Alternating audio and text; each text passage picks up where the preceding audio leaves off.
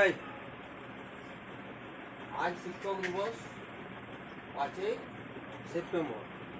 আজ সর্বপল্লী রাধাকৃষ্ণন এর জন্মদিন। ওনার জন্ম একটি ব্রাহ্মণ পরিবারে হয়েছিল। ওনার জন্ম একটি ব্রাহ্মণ পরিবারে হয়েছিল 1868 সালে হ্যাঁ 5ই মে হ্যাঁ তিনি জন্মগ্রহণ করেন। 5ই সেপ্টেম্বর।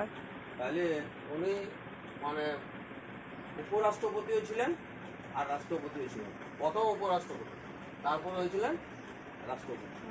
তাহলে উনি অনেক ছাত্রছাত্রীকেও পড়াইছেন। তিনি দর্শন বিষয়ে কি ছিল? অধ্যাপক ছিলেন। হ্যাঁ, কলেজে অনেক ছাত্রছাত্রীকেও পড়াইছিলেন।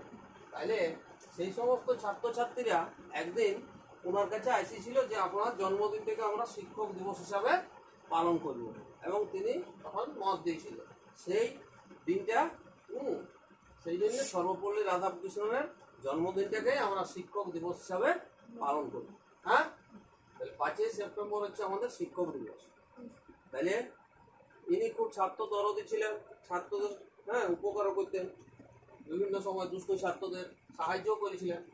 তাহলে আমাদের প্রত্যেকেরই